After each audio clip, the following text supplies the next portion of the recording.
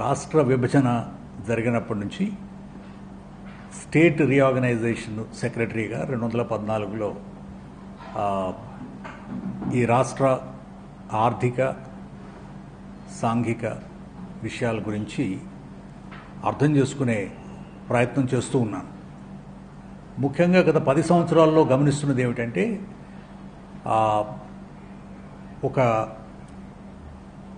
Comprehensive analysis economy మీద ఎక్కడా కూడా నాకు దొరకలేదు. అంటే స్టడీస్ కానీ ఆంధ్రప్రదేశ్లో ఆర్థిక మార్పులు ఏమొస్తున్నాయి అనేది ఒక ప్రభుత్వ అంకెలు తప్ప, ఆ ప్రభుత్వం ఇస్తున్న పద్దులు తప్ప వేరే ఇండిపెండెంట్ సోర్సెస్ నుంచి, అంటే యూనివర్సిటీస్ కావచ్చు, థింక్ ట్యాంక్స్ కావచ్చు, ఇంకొకరు కానీ ఆ సోర్సెస్ ఏమీ లేకపోవడం వలన ప్రభుత్వ రిపోర్ట్లు ఏదైతే ఉన్నాయో వాటి ఆధారంగా మాత్రమే మనం చెప్పగలం.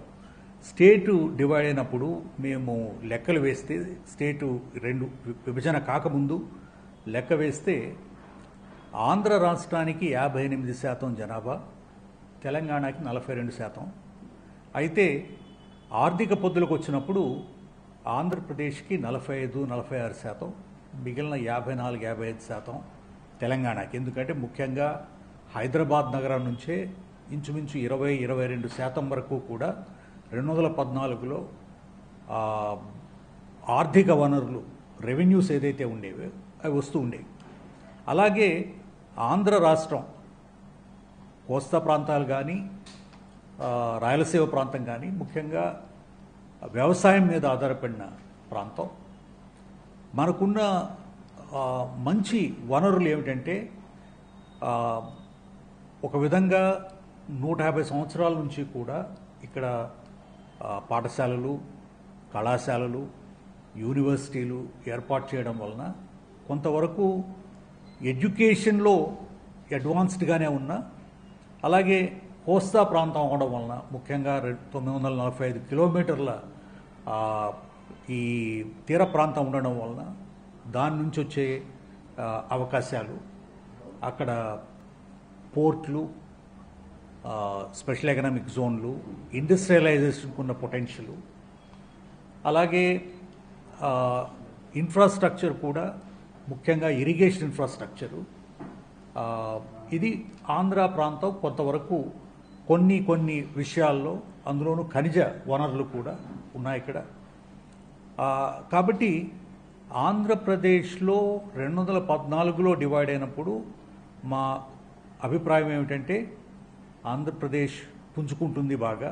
ఎందుకంటే మానవ వనరులు అలాగే సహజ వనరులు ఉన్నాయి కాబట్టి అనే ఒక అవగాహన వేసుకున్నా కూడా వచ్చే రెవెన్యూస్లో ఏదైతే ప్రతి సంవత్సరం ప్రభుత్వం నడిపించడానికి రావాల్సిన వనరులు తక్కువగా ఉండడం వలన ఈ ఆంధ్రప్రదేశ్ విభజన చట్టంలోనే కొన్ని ముఖ్యమైన అంశాలని పొందుపరచడం జరిగింది.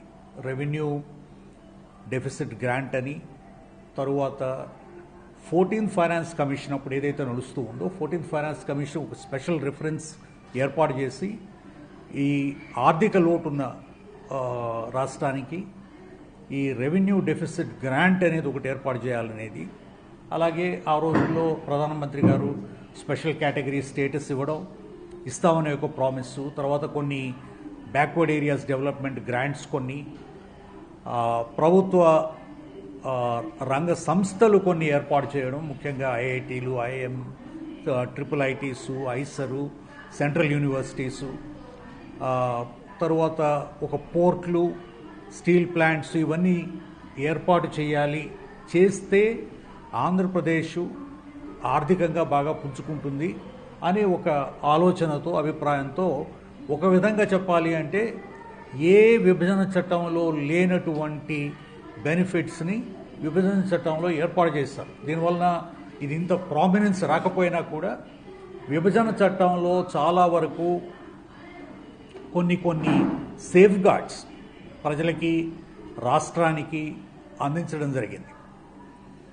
అది 2014లో మన స్థూల ఆదాయం ఏదైతే గ్రాస్ స్టేట్ డొమెస్టిక్ ప్రోడక్ట్ అంటారో అది ఆంధ్రప్రదేశ్లో ఇంచుమించు 5 లక్షల పైచులుకు కోట్లు అయినట్లయితే తెలంగాణకి 4,4,75,000 స్థూల ఆదాయం ఉండేది.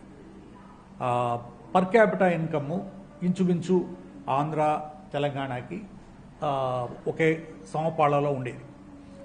మనం ఇప్పుడు 10 ఏళ్ల తర్వాత, ఇంచుమించు 10 ఏళ్ళు అయిపోయింది రాష్ట్ర విభజన జరిగిన తర్వాత చూస్తే, మరి లెక్కలు ప్రభుత్వ లెక్కలు తప్ప మనకి వేరే లెక్కలు లేవు కాబట్టి ప్రభుత్వ లెక్కల మీద ఎంతవరకు ఆధారపడాలి అనేది మనకి స్పష్టంగా తెలియదు. కాబట్టి ఆ లెక్కలు చూస్తే మాత్రం ఈరోజు 14,75,000 స్థూల ఆదాయం ఆంధ్రప్రదేశ్కి అయితే 14,25,000 కోట్ల స్థూల ఆదాయం తెలంగాణకి అనేది ఒకటి లెక్కలు తేలుతుంది.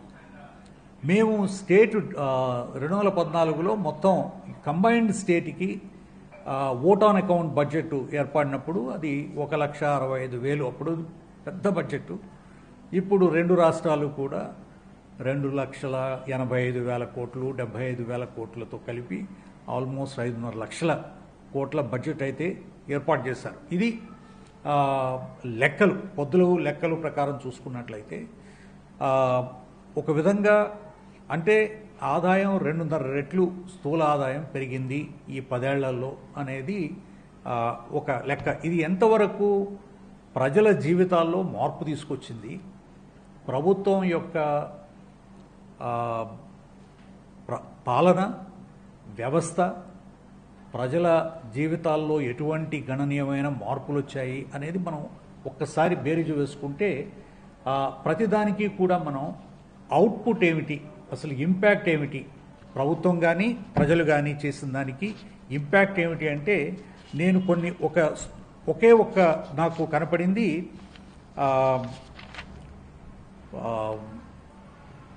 మనకి 2021 సెన్సస్ జరగలేదు కాబట్టి national family health NFHS survey అది 2020లో పబ్లిష్ చేశారు. అంటే 2019 వరకు ఇంపాక్ట్ ఎంతవరకు ఉంది అనేది. దాంట్లో కొన్ని అంశాలు చూస్తే కొంచెం ఆందోళన చెందవలసిన అవసరం ఉంది. ఎందుకంటే మనకి ముఖ్యంగా ఏదైనా కూడా ఒక సమాజం అభివృద్ధి చెందింది అంటే దాంట్లో మనం చూడవలసింది ఏమిటి, ఒకటి స్త్రీలు ఎంతవరకు అభివృద్ధి చెందారు, 2 ఎంతవరకు ఆ సమాజం ఆరోగ్యకరంగా ఉంది, 3 భవిష్యత్తులో సమాజం అభివృద్ధి చెందాలి అంటే విద్య ఏ పరిస్థితిలో ఉంది, 4 ఈ ఆర్థిక అసమానతలు ఎక్కువయ్యాయా తక్కువయ్యాయా, సమాజంలో నీతి నియమాలు ఏ పరిస్థితిలో ఉన్నాయి. ఈ కొన్ని సమాజంలో బేరీజు వేసుకుంటే మన లెక్కలు తేలేది ఏమిటంటే స్త్రీలలో చదవడం రాయడం తెలిసిన వాళ్ళు, తెలియని వాళ్ళు ఉన్న మన 5.5 కోట్ల మందిలో సగం మంది స్త్రీలైనట్లయితే ఇంచుమించు 33% వారికి చదవడం రాయడం రాదు. అలాగే 33% మంది స్త్రీలు 18 సంవత్సరాల లోపే పెళ్ళైపోతుంది. అది మినిమం ఏజ్ ఫర్ మ్యారేజ్. కానీ 1/3 ఆర్ గెటింగ్ మ్యారీడ్ బిఫోర్. ఇంకా ఆందోళనకరమైన విషయం ఏమిటంటే పెళ్ళైన స్త్రీలలో 30% మంది ఇంట్లో వాళ్ళ భర్తల దగ్గర కానీ కుటుంబంలో వైలెన్స్, డొమెస్టిక్ వైలెన్స్ 30%, 1/3 100 మంది స్త్రీలు ఉన్నట్లయితే పెళ్ళైన వాళ్ళు 30 మంది మీద వాళ్ళ భర్తలు ఇంట్లో అత్యాచారం చేయడం, వాళ్ళ మీద దౌర్జన్యం చేయడం లాంటిది సాధారణంగా జరుగుతుంది.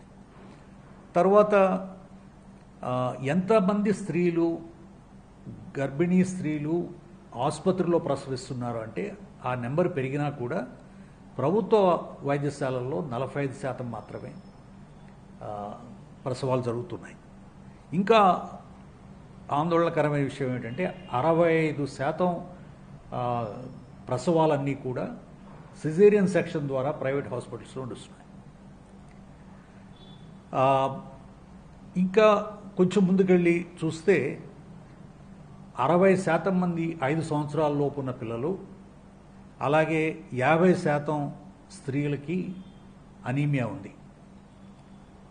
10% మందికి బ్లడ్ ప్రెషర్, అంటే స్త్రీలు పురుషులు ఇద్దరికి కలిపి 15% మందికి డయాబెటీస్. అంటే ఇవన్నీ కూడా ఇంపాక్ట్, అంటే సమాజంలో ఇంపాక్ట్ ఏ విధంగా ఉంది అనే దాని మీద ఒక దీని అవుట్కమ్, అంటే మనం ఒక పెట్టుబడి పెడితే పెట్టుబడి ద్వారా మనకి వచ్చే ఫలితం ఏమిటి అనేది చూసుకున్నట్లయితే కొన్ని ఈ విషయాలు చాలా ఆందోళనకరంగా అనిపిస్తున్నాయి. తర్వాత మన రాష్ట్ర మనకి స్పష్టంగా కనిపించేది 3 రిపోర్ట్లు అనుకోండి. ఒకటేమో ఎకనామిక్ సర్వే, ప్రతి సంవత్సరము బడ్జెట్ ప్రజెంట్ చేసే ముందు రాష్ట్ర ప్రభుత్వం ఎకనామిక్ సర్వే రిపోర్ట్ ఒకటి అందజేస్తారు. దాంతోపాటు బడ్జెట్ దాంట్లో పొద్దులు ఆదాయం ఎంత, వ్యయం ఎంత, మేమేమి చేస్తాము, మా ప్రణాళిక ఏమిటి. మూడవది ఏమిటంటే controller and auditor general report, ఆయన ఆడిట్ చేసి ఇది ఏ విధంగా రాష్ట్రంలో సరిగ్గా సక్రమంగా నడుస్తున్నాయా అన్ని కార్యక్రమాలు. ఇది చూస్తే 2021 సంవత్సరం తర్వాత కంట్రోలర్ అండ్ ఆడిటర్ జనరల్ గారి రిపోర్టు మనకి అవైలబుల్ లేదు. కాబట్టి 2021 తర్వాత ఏం జరిగింది మార్పులు అనే దాని గురించి నేను స్పష్టంగా చెప్పలేను. 2 ఎకనామిక్ సర్వే రిపోర్ట్ చూస్తే దాంట్లో లెక్కలు పొద్దులు ఖచ్చితంగా ఖచ్చితమైనవనేది కూడా చెప్పే పరిస్థితులు లేవు. ఎందుకంటే మొత్తం మన రాష్ట్ర ఆదాయంలో, అంటే స్థూల ఆదాయం ముఖ్యంగా జిఎస్డిపిలో ఇంచుమించు 40% మంది వ్యవసాయం నుంచి వస్తుంది.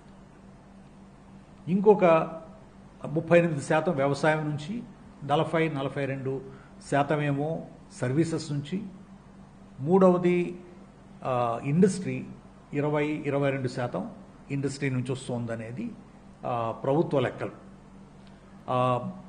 సాధారణంగా అభివృద్ధి చెందిన రాష్ట్రంలో ముఖ్యంగా మనకి ఎవరైతే లేబర్ ఫోర్స్లో జాయిన్ అవుతున్నారో, ఎవరైతే కొత్తగా చదువుకుని ఉద్యోగాల కోసం ఉద్యోగం చేయాలి అనే ఆశతో ముందుకు వస్తున్నారో వాళ్ళ సంఖ్య, వాళ్ళకి ఎడ్యుకేషన్ సరిగ్గా ఉందా, స్కిల్స్ ఉన్నాయా, ఎంప్లాయ్ చేయడానికి కావలసినటువంటి కెపాసిటీ ఉందా అని ఒక్కసారి ఆలోచిస్తే ఒక స్పష్టమైన నిర్దిష్టమైనటువంటి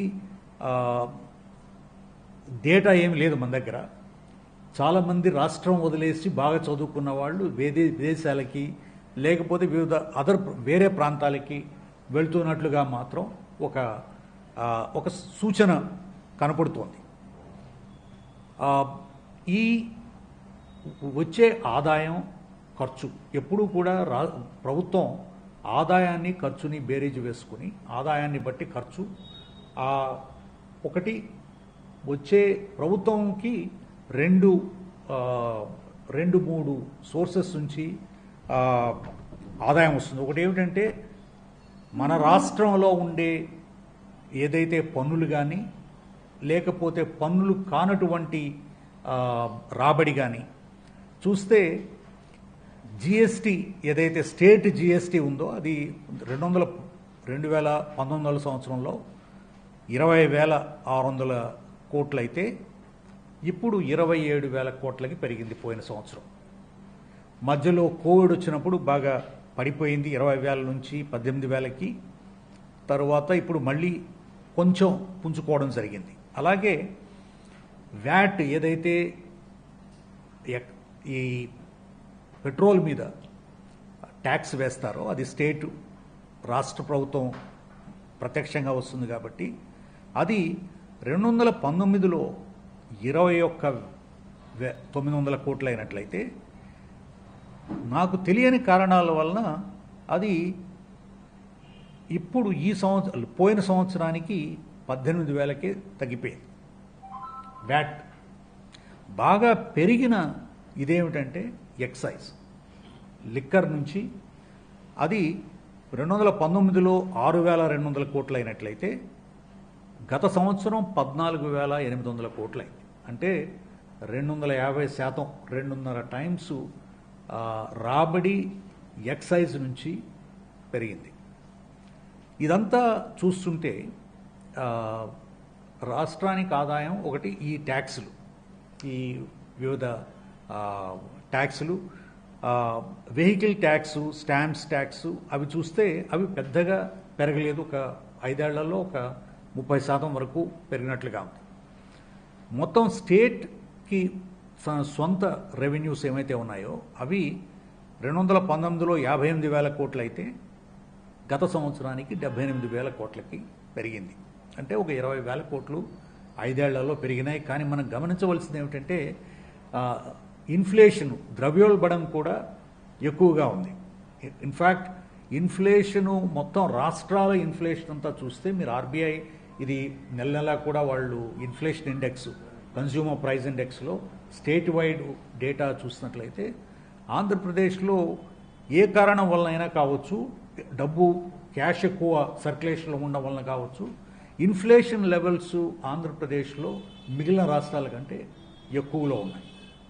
కాబట్టి ఇది ఫిక్స్డ్ కాస్ట్లో కాకుండా ఇన్ఫ్లేషన్ కూడా కలుపుకొని చేసే లెక్క కాబట్టి ఈ మొత్తం ఓవరాల్ గ్రోత్ చూసినట్లయితే మనం రాష్ట్ర ప్రభుత్వం చెప్తున్నది 12 నుంచి 17% ఆర్థిక అభివృద్ధి జరిగింది ఇయర్ ఆన్ ఇయర్.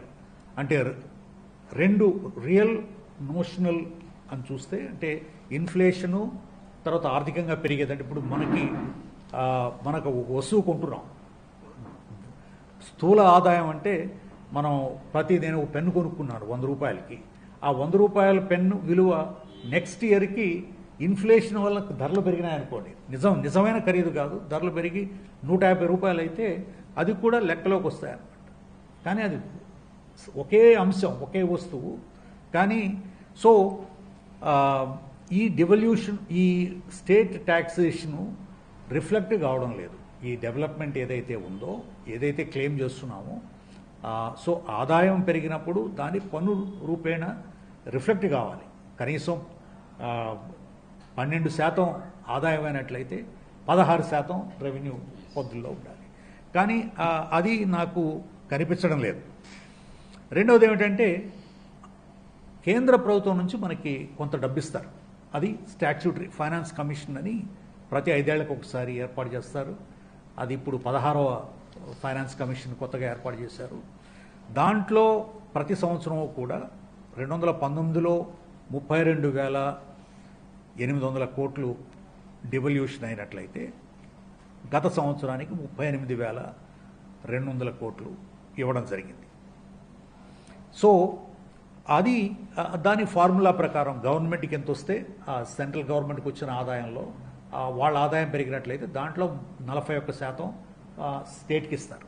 ఇది కాకుండా ఇంకా స్టేట్కి వచ్చేది గ్రాంట్స్ ఇన్ ఎయిడ్, కొన్ని సెంట్రల్ గవర్నమెంట్ స్కీమ్స్, కొన్ని గ్రాంట్స్, స్పెషల్ గ్రాంట్స్, తర్వాత రెవెన్యూ డెఫిసిట్ గ్రాంట్ ఏదైతే ఫైనాన్స్ కమిషన్ వాళ్ళు ఇవ్వన్నారో ఇవన్నీ కలుపుకుని చూసినట్లయితే ఆదాయం కంటే కూడా ఖర్చు రాష్ట్రంలో చాలా ఎక్కువ కనపడుతోంది.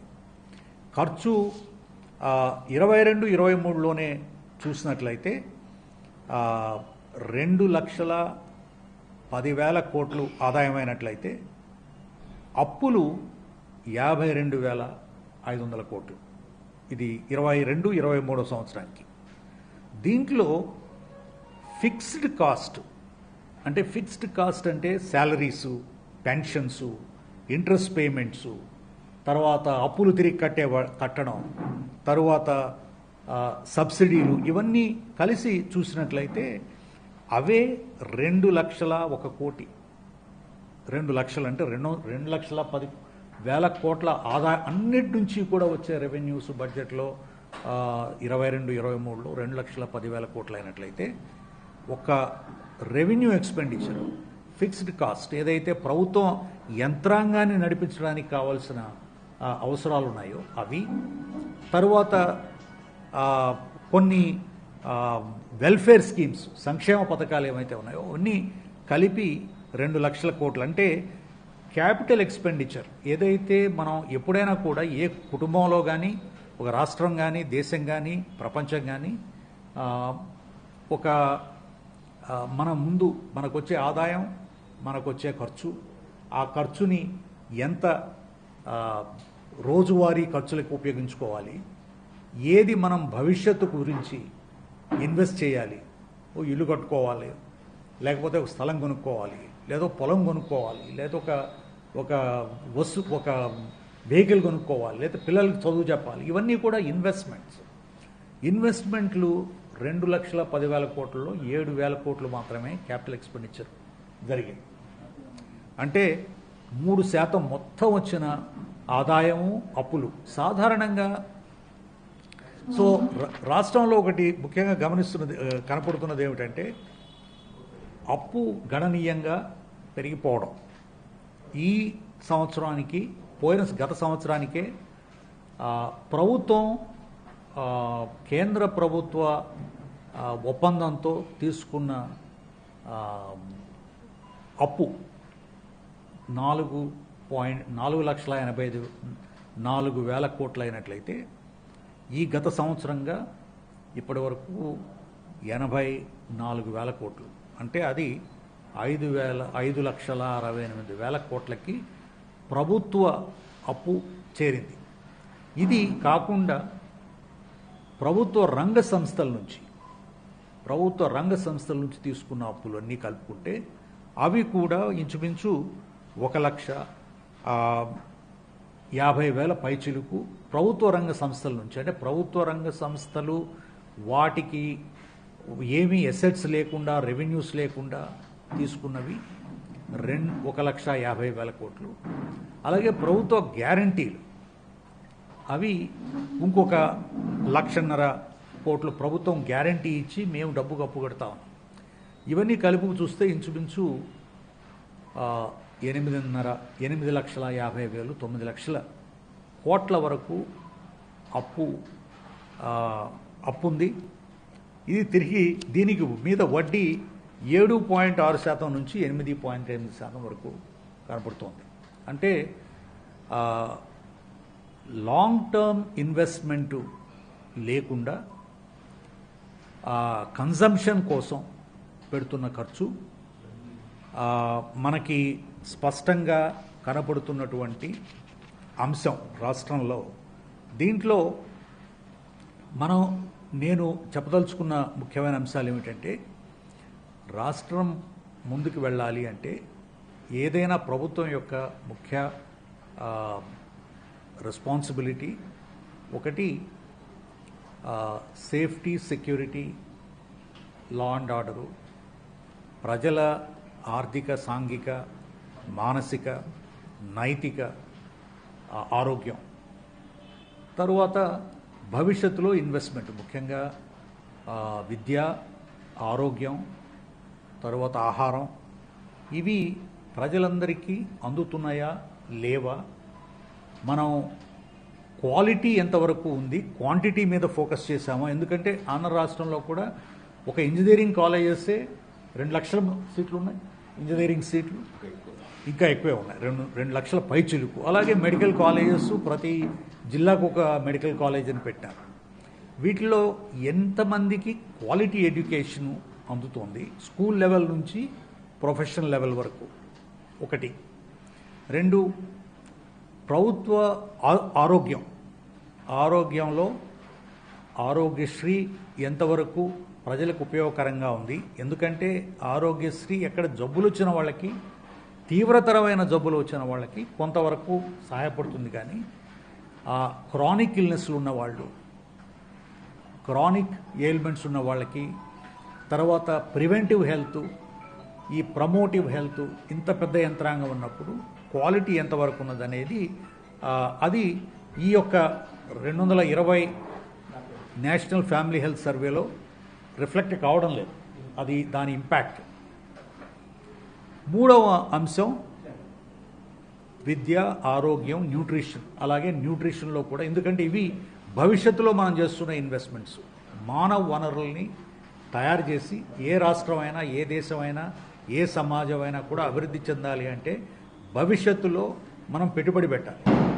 భవిష్యత్తు పెట్టుబడి పిల్లల్లో, వాళ్ళ విద్యలో, వాళ్ళ ఆరోగ్యంలో, వాళ్ళ ఆహారంలో, వాళ్ళ భవిష్యత్తులో మనం పెట్టుబడి పెట్టినప్పుడే వాళ్ళు చదువుకుని వాళ్ళ ఫుల్ పొటెన్షియల్ రియలైజ్ చేసి వాళ్ళు మళ్ళీ సమాజానికి తిరిగి ఇవ్వగలుగుతారు. కాబట్టి ఇది ఒక పెద్ద కంటిన్యూడ్ ఛాలెంజ్. మూడవ అంశం ఏమిటంటే ఈ యొక్క ఆల్కహాల్, ఏదైతే ఆల్కహాల్ ఎక్కువ దాని 250% దాని నుంచి వచ్చే రెవెన్యూ పెరిగిపోయింది అంటే ఆబ్వియస్గా అది మనకి స్పష్టంగా కనబడుతున్న అంశం. ఇది ఆల్కహాలిజము, కొన్ని మనం చూస్తున్నది కూడా డ్రగ్స్, ఇట్లాంటివి ప్రబలిపోవడం అనేది చాలా ఆందోళనకరమైనటువంటి విషయం. వీటిని కంట్రోల్ చేయవలసిన బాధ్యత ఖచ్చితంగా ప్రభుత్వాల మీద ఉంది. ఎందుకంటే ప్రభుత్వాలు ఉన్నదే వీటిని కంట్రోల్ చేయడానికి. తర్వాత మూడవ అంశం ముఖ్యంగా స్త్రీలకి వారి ఆరోగ్యం, వారి రక్షణ, వారి చదువు, వారి భవిష్యత్తు, వారి ఉద్యోగ అవకాశాలు. ఆరవ అంశం అన్ఎంప్లాయిడ్ యూత్కి ప్రొడక్టివ్ ఎంప్లాయ్మెంట్ ఎక్కడి నుంచి కల్పించాలి, అది ఏ రంగంలో కల్పించాలి. అది కల్పించాలి అంటే ఆర్థిక వ్యవస్థ గణనీయంగా పెరగవలసిన అవసరం అయితే ఉంది. ఇంకా మనం ఇంచుమించు 60% మంది జనాభా ప్రజలు వ్యవసాయం మీద ఆధారపడి బతుకుతున్నారు. వ్యవసాయం నుంచి వస్తున్న జిఎస్డిపి 38% అని ప్రభుత్వ లెక్కలు చెప్తున్నాయి. ఇంకా తక్కువ కూడా ఉండొచ్చు, అది ఎక్కువ కూడా ఉండొచ్చు. కానీ ఈ యొక్క వ్యవసాయానికి ఎంతవరకు వాటి ప్రొడక్టివిటీ పెరుగుతోందా, వాటికి సరసమైన రిటర్న్స్ వస్తున్నాయా ఇన్వెస్ట్మెంట్ మీద అనేది ఇంకొక ముఖ్యమైన అంశం. యూనివర్సిటీసు, ఎక్స్టెన్షను, ఇన్పుట్సు, క్రెడిట్, ఈ లింకేజ్ అన్నీ కలిపి ఒక వ్యవస్థ ఉందా మనకి అంటే అది లేదు. అది వ్యవసాయ రంగంలో కావచ్చు, allied services, aquaculture, animal husbandry, వాటికి ఇవన్నీ కూడా integrated ecosystem. So this remains a big challenge. తరువాత ఇండస్ట్రియలైజేషన్కి రాష్ట్రం అన్లెస్ ఇండస్ట్రియలైజేషన్, మ్యానుఫ్యాక్చరింగ్ ముఖ్యంగా మొత్తం ప్రపంచంలో మనం చూస్తున్నది ఏమిటంటే మ్యానుఫ్యాక్చరింగ్ అంతా కూడా కొన్ని దేశాలకి పరితం అయిపోతుంది. చైనా, ఈస్ట్ ఏషియాలో Korea, Japan, south east Asia, ముఖ్యంగా ఇప్పుడు వియట్నాం, ఈ కంట్రీస్లో మ్యానుఫ్యాక్చరింగ్ పెరుగుతోంది. కానీ యూరప్, యునైటెడ్ స్టేట్స్, అక్కడ మ్యానుఫ్యాక్చరింగ్ ఏదైతే ఇండస్ట్రీ ఇదివరకు తయారు చేసే ఇండస్ట్రీస్ ఉన్నాయో అవి కంట్రాక్ట్ అవుతున్నాయి. దానికి కారణం ఏమిటంటే కొత్త టెక్నాలజీస్, లేబర్ కాస్టులు పెరిగిపోవడం. దీంట్లో పెద్ద అవకాశం మనకి రాష్ట్రానికి ఉంది. ఎందుకంటే పెద్ద కోస్ట్ లైన్ ఉండడం, పోర్ట్లు ఉండడం, ఈస్ట్ ఏషియాకి, సౌత్ ఈస్ట్ ఏషియాకి మనం ఒక గేట్వేగా ఉండడం, ఇవన్నీ కూడా మనకున్న అడ్వాంటేజెస్. మనకి స్కిల్డ్ మ్యాన్ పవరు అంతో ఇంతో ఉండడం, తర్వాత ల్యాండ్ అవైలబిలిటీ ఉండడం కూడా ఒక పొటెన్షియల్ బెనిఫిట్ మనకి. దాన్ని బాగా డెవలప్ చేయవలసిన అవసరం ఉంది.